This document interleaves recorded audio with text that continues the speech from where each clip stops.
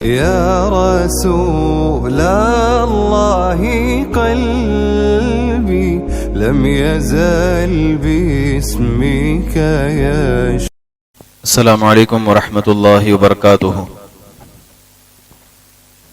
نحمده ونصلي ونسلم على رسوله الكريم اما بعد فاعوذ باللہ من الشیطان الرجیم. بسم اللہ الرحمن الرحیم. ان اللہ وملائکته یصلون علی النبی یا ایہا الذین آمنوا صلوا علیہ وسلموا تسلیما. اللہم صل علی سیدنا ومولانا محمد وبارک وسلم صلاۃ وسلاما علیک یا رسول اللہ صلی اللہ تعالی علیہ وسلم. قرآن سے محبت اللہ سے محبت ہے، قرآن سے نفرت اللہ سے نفرت ہے. قرآن یہ اللہ کی کتاب ہے اور اللہ کی باتیں ہیں، اللہ کی گفتگو ہے. اگر کوئی دنیا میں آپ سے پوچھے کہ اگر کوئی زندہ معجزہ، کوئی ایسی چیز جو عقل کو عاجز کر دے، اس کی طرح کوئی اور کاپی نہ کر سکے، کوئی ایسی چیز تمہارے اسلام میں ہے تو اس کے سامنے قرآن لا کر کے رکھ دینا، یہ سب سے بڑا معجزہ ہے. قرآن نے چیلنج کیا ہے پوری دنیا کو کہ اگر تم چاہو اس کے جیسا قرآن بنا کر کے لاؤ، لیکن دنیا نہیں لا سکی. ورنہ کیا بات ہے، ٹیکنالوجی میں کہاں سے کہاں پہنچ گئے، کیا سے کیا چیزیں ہو گئی. ایک کتاب بنانا کوئی مشکل نہیں تھا، آسان بات تھی. لیکن اللہ فرماتا ہے یہ کبھی نہیں کر سکیں گے، کیونکہ یہ انسان کا بنایا ہوا نہیں، رب قدیر کا تخلیق فرمایا ہوا ہے. یہ اس کی گفتگو ہے، یہ اس کا کلام ہے جو اس نے اپنے محبوب پیغمبر پر نازل فرمایا ہے. اور اس میں ایسی ایسی باتیں ہیں اور ایسے ایسے اشارات ہیں، جب آپ اس میں غور کرنے لگیں گے آپ کی عمریں ختم ہو جائیں گی، لیکن اس کی تفاسیر، اس کا معنی ختم نہیں ہوگا. اب مجھے بتائیے، آپ ایک آیت ہے، میں نے اس سے قبل بھی بتایا تھا جمعہ میں، وَالسَّمَاءَ بَنَيْنَاهَا بِأَيْدٍ وَإِنَّا لَمُوسِعُونَ.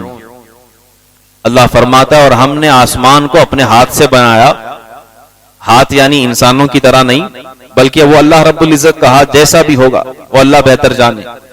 اللہ فرماتا ہے ہم نے آسمان کو اپنے ہاتھ سے بنایا اور ہم اس کو وسعت دیتے رہیں گے، اس کو ایکسپینڈ کرتے رہیں گے، پھیلاتے رہیں گے، اس کی توسیع ہوتی رہے گی.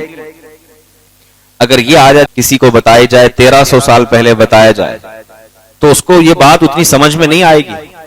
وہ سوچے گا کہ آسمان کیسے بڑھ سکتا ہے، جو نظر آ رہا ہے وہی نظر آ رہا ہے. لیکن آج 1400 سال ہونے کے بعد جب سائنس آسمانوں تک پہنچ گئی، ستاروں تک پہنچ گئی، چاند تک پہنچ گئی، تب سائنسدانوں نے کہا کہ ہم دیکھ رہے ہیں کہ جو خلا ہے یہ بڑھتا جا رہا ہے، بڑھتا جا رہا ہے. پہلے انہوں نے آبزرو کیا تھا کہ اتنا ہمارا یونیورس ہے، اتنی اس میں چیزیں ہیں، اتنی چیزیں ہیں، لیکن جیسے جیسے زمانہ بڑھتا جا رہا ہے ان کی تحقیقات بڑھتی جا رہی، وہ کہتے ہیں کہ یہ خلا بڑھتا جا رہا ہے. اللہ فرماتا ہے ہم نے آسمان کو اپنے ہاتھ سے بنایا اور ہم اس کو وسعت دیتے رہیں گے. اس طرح کی کئی آیتیں ہیں جو آپ کے آج سمجھ میں نہیں آئیں گی، لیکن ممکن ہے کہ آنے والی نسلیں ان آیتوں کو پڑھ کر کے وہ کلمہ پڑھ کر مسلمان بنے گی. یہی تو وجہ ہے قرآن کسی دور میں بھی پرانا نہیں ہوتا، بلکہ جب جب اسے پڑھو گے اس میں لذت ملے گی اور نیا پن معلوم ہوگا. یہی چیز تو ہے کہ وہ لوگ اس طرح پورا قرآن کیا ایک سورت نہیں بنا کر لا سکے، اور کوشش بھی کی تو آخر کار ایک سورت بنا کر کے لائے تھے حضور کے زمانے میں. ان سے کہا گیا تھا کہ سورت بنا کے لاؤ، کہا کہ ہاں ہم بنا کے لائیں گے، اور لے کے آئے تو ہاتھی کے اوپر سورت بنا کر لائے، کیونکہ عرب والوں نے ہاتھی نہیں دیکھا تھا. ہاتھی جو بڑا جانور ہے ہندوستان میں پایا جاتا ہے، ساؤتھ افریقہ میں پایا جاتا ہے، یہ عرب میں نہیں ہوتا ہے. تو عرب والے جب ہاتھی کو دیکھتے ہیں بڑے تعجب سے دیکھتے ہیں، تو انہوں نے سوچا قرآن میں بھی ایسی ہی باتیں ہیں جو بہت دور دراز کی، یمن کی اور دیگر علاقوں کی، حضرت موسیٰ کی باتیں، حضرت عیسیٰ کی باتیں. تو جو چونکا دینے والی بات ہو، اٹریکٹیو بات ہو، کوئی دلچسپ بات ہو، ایسی بات کرتے ہیں، لہذا ہاتھی کے بارے میں بنائیں گے. بنا کر کے لائے اور کہا ہے محمد ہم ایک سورت بنا کر کے لائے ہیں اور آپ کے ٹکر میں لائے ہیں. حضور نے فرمایا سناؤ. تو انہوں نے سنانا شروع کیا. الفیل ملفیل وما ادراک ملفیل خرطومہ طویل. جو ہماری سورت ہے القاریعۃ ملقاریع وما ادراک ملقاریع، اسی کو کاپی کیا، اسی کے وزن کو، اور بولنے لگے کہ ہاتھی اور ہاتھی، تم کیا جانو ہاتھی کیا ہوتا ہے، اس کی سونڈ لمبی ہوتی ہے، اس کی پونچھ چھوٹی ہوتی ہے. یہ وہ بولنے لگے. روایت میں ملتا ہے کہ سارے لوگ جمع ہیں مسلمان، اور وہ چیلنج کرنے کے لیے آئے ہیں اور اپنے دعوے دار کو کھڑا کیے کہ تم پڑھ کے سناؤ محمد صلی اللہ علیہ وسلم کو، تاکہ ان کے کلام کا جواب ہو جائے. وہ پڑھنے والا جب پڑھ رہا تھا اسے پڑھتے پڑھتے خود ہی ہنسی آ گئی. تب صحابہ نے کہا کیسی صورت بنا کر لائے ہو کہ تمہارا خود پڑھنے والا ہنس رہا ہے اس پر، تو اقوام عالم اور دوسرے ممالک کے لوگ کیا کہیں گے. لہذا قرآن کوئی ایسی چیز نہیں کہ جو بنایا جا سکے، جو انسان کی تخلیق ہو، انسان کا بنایا ہوا نہیں، بلکہ یہ رب قدیر کا بنایا ہوا ہے. جس طرح تم یہاں بیٹھ کر آسمان کو نہیں بنا سکتے، چاند کو نہیں بنا سکتے، سورج کو نہیں بنا سکتے، اسی طرح تم قرآن کو بھی نہیں بنا سکتے، کیونکہ وہ بھی اللہ کی تخلیق ہے اور یہ بھی اللہ کی تخلیق ہے. ہم لوگ عالم کورس میں کتاب پڑھتے ہیں، اس کتاب کا نام ہے سبع معلقات. سبع یعنی 7، معلق یعنی کہتے ہیں لٹکی ہوئی چیزوں کو. اس زمانے میں جو بڑے بڑے شاعر ہوتے تھے اور بڑے بڑے عربی دان ہوتے تھے، وہ اپنے انداز میں کچھ اشعار لکھ کے لاتے تھے، اور لکھ کر کے لاتے تھے جب حج کا موسم ہوتا اور ان کا فیسٹیول ہوتا تھا مکہ والوں کا. زمانے جاہلیت کی بات کر رہا ہوں.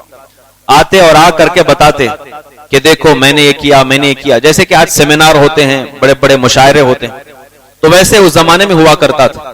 جو سب سے بڑا شاعر مانا جاتا، جس کو سارے لوگ پسند کرتے اور اس کی باریکیوں کو نوٹ کرتے، اور اس زمانے کے جو جج ہوتے وہ فیصلہ دیتے کہ سب سے مشکل، سب سے بہترین شعر پڑھنے والا یہ ہے، تو اس کو لے جا کر کے خانہ کعبہ پر لگا دیا جاتا تھا، اور وہ سال بھر لٹکا رہتا تھا. پھر اگلے سال جب فیسٹیول آئے گا، اس سے بہتر جو لکھے گا اس کو ہٹایا جائے گا، اس کو لگایا جائے گا. جیسے آج کے زمانے میں آپ کو بتاؤں، آج شعر و شاعری کی اتنی عزت نہیں ہے. آج انجینئرز کے آئیڈیاز کی ہے، سائنس کی ریسرچ کی بہت ویلیو ہے. تو آپ دیکھیں گے کہ یہ جہاں سائنسدان بیٹھتے ہیں، ان کا ایک بڑا سا بڑا ایگزیبیشن ہوتا ہے، سیمینار ہوتا ہے، جہاں پر یہ اپنی بنائی ہوئی چیزیں پیش کرتے ہیں، اور پھر جو سب سے الگ چیز ہو، انوکھی چیز ہو، اس کو ایوارڈ بھی دیا جاتا. ویسے ہی مکہ میں اس زمانے میں شعر و شاعری چلتی تھی. تو 7 وہ معلقات بہت مشہور ہیں جو کافی دنوں تک لٹکے رہے، جس میں اونٹنی کی تعریف کی گئی ہے، اور ہم نے عالم کورس میں اس کو پڑھا ہے. جب ہم عربی لینگویج پڑھتے ہیں تو اس لیے اس کو پڑھایا جاتا ہے کہ وہ اتنی دقیق، اتنی باریک، اور گرامر اعتبار سے اگر کسی کو نوٹ کرنا ہو، چیک کرنا ہو وہ کتنا قابل ہے، وہ ان کتابوں کو پڑھایا جاتا ہے تاکہ وہ اس میں ماہر ہو جائے. ایک شعر کے اندر عورت کی بھی تعریف ہو رہی ہوگی، اور ساتھ ہی ساتھ اشارے میں جب آپ دیکھیں گے تو اونٹنی کی بھی تعریف ہو رہی ہوگی، اور ساتھ ہی ساتھ لوگوں کو میسج بھی دیا جا رہا ہوگا کہ تم اچھے بنو، برے نہ بنو. ایک شعر میں کئی معنی پوشیدہ، کہ اس کا یہ معنی نکالیں تو یہ مطلب، یہ معنی نکالیں تو یہ مطلب. ایسی عبارتیں اس زمانے میں لکھی جاتی. تو 7 وہ معلقات مشہور ہیں. جب پتا چلا رسول پاک صلی اللہ علیہ وسلم کو کہ یہ لوگ 7 معلقات لگاتے ہیں ہر سال اور لٹکاتے ہیں، سال بھر پورا وہ لٹکا رہتا ہے، بڑا فیسٹیول ہوتا ہے، نبی پاک نے فرمایا میں بھی چلتا ہوں. آپ نے قرآن پاک کی سورت لی، انا اعطیناک الکوثر فصلی لربک وانحر ان شانئک ھو الابتر. یہ چھوٹی سورت، قرآن کی سب سے چھوٹی سورت ہے. بڑی سورتوں تو بہت دور کی بات، سب سے چھوٹی سورت 3 آیتوں کی. یہ سورت آپ نے لکھی اور لے جا کر کے لکھوایا آپ نے، اور لے جا کر کے آپ نے خانہ کعبہ پر لگا دیا. اب جو فیسٹیول میں آئے ہوئے لوگ تھے وہ سب اس کے انداز پر حیران رہ گئے کہ اس کے اندر جو دقیق پن ہے، جو باریک پن ہے، جو اس میں باتیں بتائی گئی، وزن بھی برابر بیٹھتا ہے. وہ حیران رہ گئے، اور انہوں نے اس وقت کہا، اگرچہ وہ جاہل تھے لیکن چونکہ اس زمانے کا وہ علم تھا شعر و شاعری، انہوں نے کہا اگر فن شاعری کے اعتبار سے دیکھا جائے تو اس سے بڑھ کر دنیا میں کوئی کلام ہی نہیں ہو سکتا. اور ان میں کا بہت بڑا ایک شاعر تھا، اس نے آگے جا کر کے ایک جملہ اور بڑھا دیا اس نے آگے جا کر ایک اور جملہ بڑھا دیا، کہا انا آتینا کل کوثر فصلی لربک وانحر ان شانئک هو الابتر ما ھذا کلام البشر، یعنی یہ کسی انسان کا کلام ہو ہی نہیں سکتا. اور اس دن کے بعد سے خانہ کعبہ پر وہ شعر و شاعری لٹکنا بند ہو گئی، کیونکہ قرآن کی آیت تب لٹکائی اور اس کے بعد سے آج تک قرآن کی آیتیں وہاں پر لکھی جا رہی. یہ قرآن کا اعجاز ہے، قرآن معجزہ ہے ایک، کہ لوگ اس کی طرح نہیں پیش کر سکتے.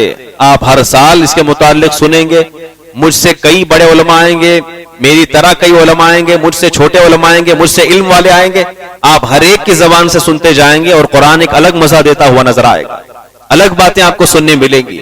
قرآن ایک سمندر ہے، ایک ایسا سمندر ہے جس میں آپ جتنا ڈوبتے جائیں گے اتنا آپ کو معنی کے موتی ملتے چلے جائیں گے. اس لیے دعا کیا کریں کہ اللہ قرآن پڑھنے والوں میں ہمارا شمار رکھے، قرآن سے محبت کرنے والوں میں ہمارا شمار رکھے، اور قیامت میں قرآن جن کے لیے شفاعت کا ذریعہ بنے گا اللہ ہمارا شمار ان میں فرمائے. آج مجھے ایک مختصر سی چیز ذکر کرنی ہے جو ایمان والوں کے بارے میں اللہ نے بیان فرمایا. جا بجا قرآن نے ایمان والوں کی تعریف فرمائی. اللہ تبارک و تعالیٰ نے قرآن میں جو لوگ مومن ہیں اور اپنے دین پر قائم رہتے ہیں، صبر کر کے دکھاتے ہیں، ان کی تعریف کی.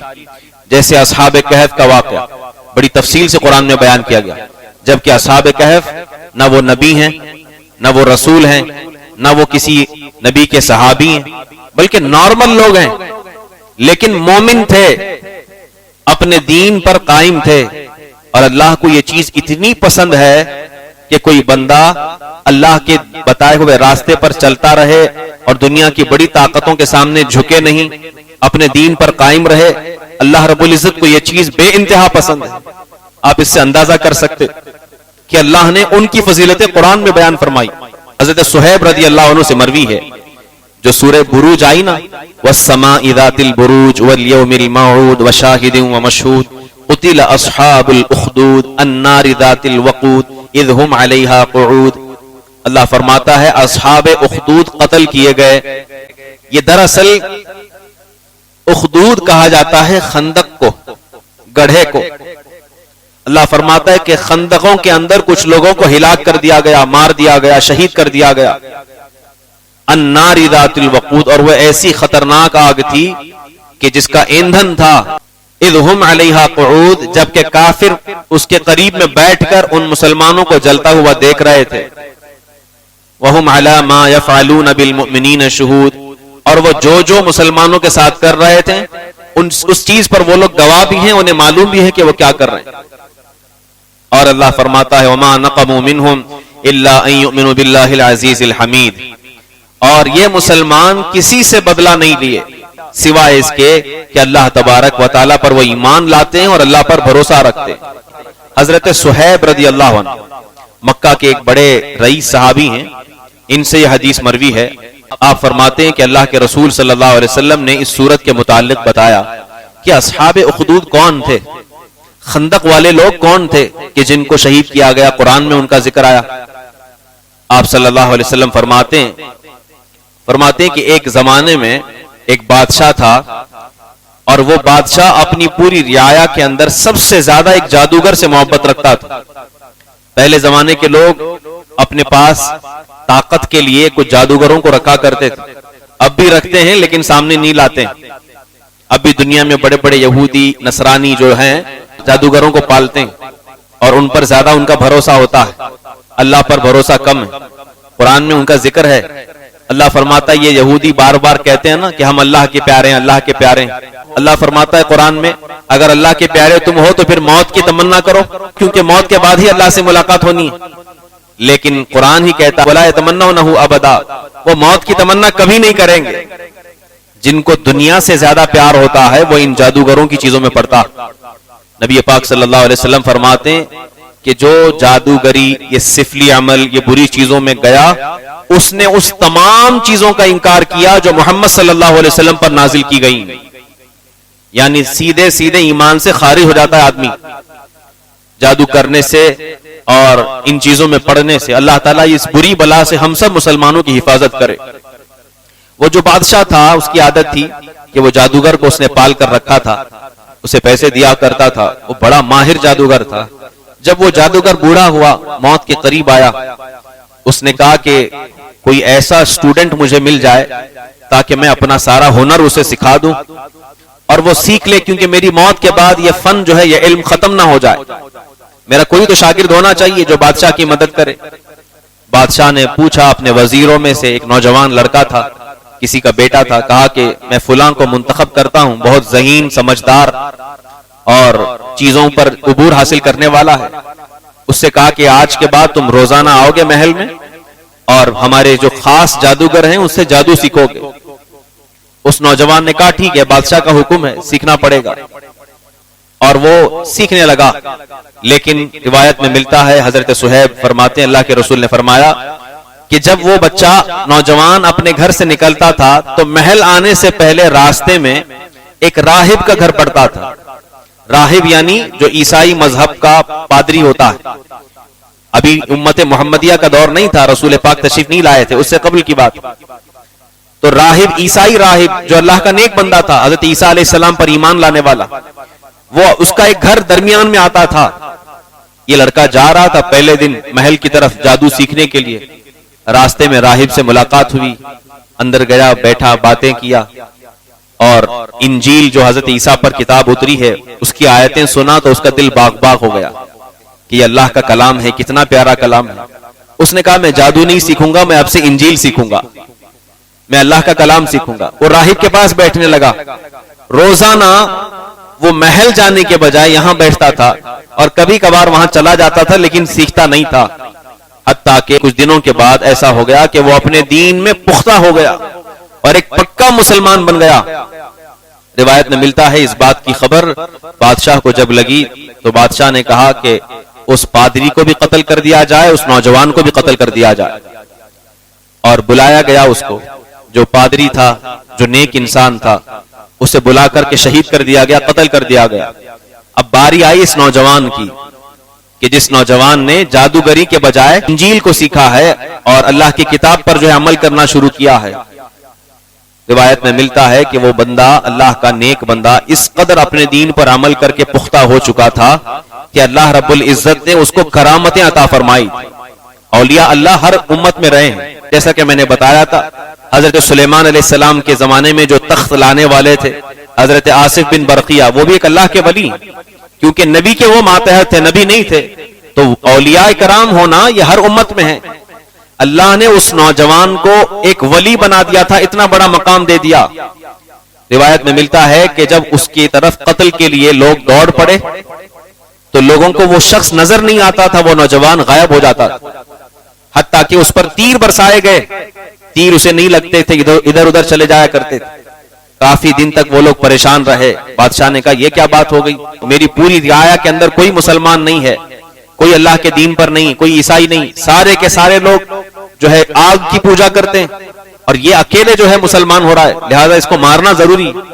کافی دن تک کوشش کی، جب وہ نہ مرا وہ نوجوان خود سامنے آیا اور اس نے کہا اے بادشاہ، اگر تم مجھے مارنا چاہتے ہو تو اس کا طریقہ یہ ہے کہ ایک تیر لو اور اس پر اللہ کا نام لکھو اور یہ کہو کہ میں اس کو مسلمان سمجھ کر کے مار رہا ہوں، میں خود بخود مر جاؤں گا اور میں ایسی زندگی پسند نہیں کرتا، بلکہ اس سے بہتر میں موت پسند کرتا ہوں جو دین کے راہ میں قربان ہو جاؤں. حضرت صہیب فرماتے ہیں اللہ کے رسول نے فرمایا کہ اس نوجوان کی بات پر عمل کیا گیا اور ایک تیر کو لایا گیا، اس میں نام لکھا گیا، لکھ کر کے اس کی طرف تیر پھینکا گیا. اللہ کے نام کا جب وہ تیر پہنچا اس کے سینے میں، تھوڑی ہی دیر میں وہ نوجوان شہید ہو گیا، اس کا انتقال ہو گیا. جو اس نے کہا تھا اس پر عمل ہوا، لیکن اس نوجوان نے ایک شرط رکھی تھی. اس نے کہا تھا جب مجھے مارنا تو ایسے وقت میں مارنا، ایک میدان میں سارے لوگوں کو جمع کرنا اور بیچ میں مجھے رکھنا اور تیر پر لکھ کر کے مجھے مارنا.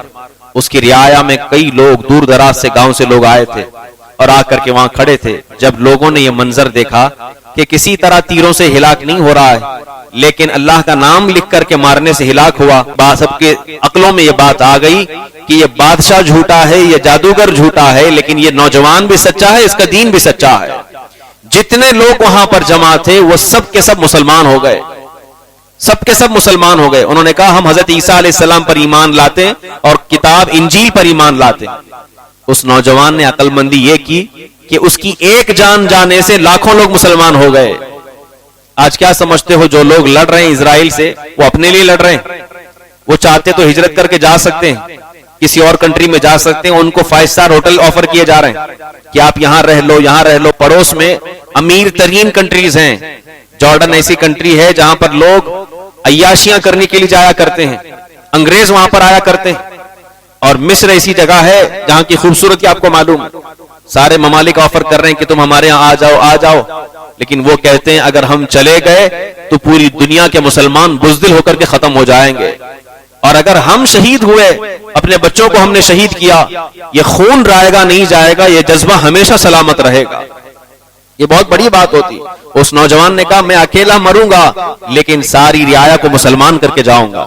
بادشاہ سے یہ دیکھا نہ گیا. بادشاہ نے اپنی پوری فوج کو حکم دیا اور کہا کہ جتنے لوگ مسلمان ہوئے ہیں ان سب کو پکڑا جائے, گرفتار کر لیا جائے. ان سب کو گرفتار کیا گیا اور بڑے بڑے خندق کھدوائے گئے اور اس میں آگ جلائی گئی. اور بادشاہ نے کہا کہ جس طرح تم نے اس نوجوان کا تماشا دیکھا تھا اسی طور پر میرے چاہنے والے اور میں ہم سب بیٹھ کر کے دیکھیں گے, تم سب کو جلایا جائے گا. اور ان سب کو اٹھا اٹھا کر اس آگ میں ڈالا گیا اور کافی ہزاروں مسلمانوں کو اس میں جلایا گیا. اللہ نے اسی کا ذکر قرآن میں فرمایا, قتل اصحاب الاخدود, خندقوں والوں کو شہید کر دیا گیا, قتل کیا گیا. النار ذات الوقود, ایسی آگ تھی جس کا ایندھن تھا. اذ ہم علیہا قعود, جب وہ لوگ بیٹھ کر کے ان چیزوں کو دیکھ رہے تھے. وہم علی ما یفعلون بالمؤمنین شہود, اور جو کچھ وہ کر رہے تھے اس پر وہ گواہ بھی تھے, انہیں معلوم بھی تھا کہ وہ کیا کر رہے ہیں. لیکن آگے چل کر کچھ آیتوں کے بعد اللہ فرماتا ہے ان بطش ربک لشدید. کیا سمجھتے ہو کہ دنیا میں تمہارے پاس طاقت ہے, قوت ہے, تم نے ان لوگوں کو جلا دیا, مسلمانوں کو ختم کر دیا, تو کیا سب کچھ تمہارے ہاتھ میں آ گیا؟ اللہ فرماتا بے شک تمہارے رب کی پکڑ بڑی سخت ہے. ان بطش ربک لشدید انہ هو یبدئ ویعید وهو الغفور الودود. آگے کی آیتیں اللہ فرماتا ہے تمہارے رب کی پکڑ بڑی سخت ہے, اور جب اس کی گرفت ہوتی ہے پھر بڑے سے بڑا نمرود ہو کہ فرعون ہو کہ طاغوتی طاقتیں ہوں, دم زدن میں وہ ہلاک ہو جاتی. چاہے وہ دنیا کا امیر ترین آدمی ہو, چاہے وہ غریب ترین ہو, اللہ کے لیے کوئی بعید نہیں ہے. لہذا آج بھی ان آیتوں کو اگر ہم سمجھیں گے تو ہمارا ایمان اور تازہ ہو جاتا ہے کہ اگر زندگی میں کبھی مصیبت آئے اور صبر آئے ایمان کے معاملے میں تو کبھی ٹس سے مس نہیں ہونا, کبھی گھبرانا نہیں, یہ نہیں سوچنا کہ کوئی مدد کو نہیں آیا, کیونکہ یہ موت اینڈنگ نہیں ہے ہمارا, بلکہ ہم تو یہ کہتے ہیں موت کے بعد تو اصلی ہماری زندگی کی شروعات ہوتی ہے, اصلی شروعات ہوتی ہے. بلکہ ہم نے اپنے بزرگوں سے سنا ہے, وہ تو کہتے ہیں کہ جب سے ہم نے سنا ہے کہ قبر میں رسول پاک کی زیارت ہوتی ہے تب سے ہم سوچتے ہیں کہ موت کہاں مر گئی ہے, آتی ہی نہیں, کہ کم از کم موت کے پردے میں رسول پاک کی زیارت ہو جائے گی. انسان مر کے امر ہوتا ہے, لوگ سمجھتے ہیں نہ مر کے امر ہونا, نہیں. جب مسلمان جب اس کا انتقال ہوتا ہے تب اس کی زندگی کا اصلی آغاز ہوتا ہے. کافروں کو تو جہنم میں ہی جانا ہے. اس لیے اپنی زندگی میں اگر ایمان کی بات آئے تو کبھی بھی سودا کرنے کی بات نہ کرنا, بلکہ اپنے ایمان پر ڈٹے رہنا اور یہی دعا کرتے رہنا کہ اے اللہ ہم گنہگار سہی, خطاکار سہی, لاکھ ہماری برائیاں سہی, لیکن ایمان کی دولت ہمارے ہاتھ سے چھیننے نہ پائے, کبھی ہمارے دل سے ایمان نہ ختم ہو. اگر ایمان ہی ختم ہو گیا, اسلام ہی ختم ہو گیا, پھر ہمیشہ ہمیش کے لیے جہنم میں جلتے رہیں گے. اللہ فرماتا ہے خالدین فیہا ابدا, ہمیشہ ہمیش کے لیے وہ جہنم میں جائیں گے. لہذا بزرگان دین فرماتے ہیں ہر رات میں یہ دعا بھی کیا کرو, اپنی ہر دعا میں یہ چیز شامل کیا کرو, یا اللہ لاکھ برائیاں صحیح, خطائیں صحیح, لیکن ایمان کی سلامتی عطا فرما. ایمان کی سلامتی کی دعا کیا کریں. اللہ تعالیٰ سے دعا ہے اللہ ہمیں کہنے سننے سے زیادہ عمل کرنے کی توفیق رفیق عطا فرمائے, ہم تمام کو ایمان اور سنیت پر قائم و دائم رکھے, اسی پر ہم سب کا خاتمہ بالخیر فرمائے. وآخر دعوانا ان الحمدللہ رب العالمین. السلام علیکم ورحمۃ اللہ وبرکاتہ.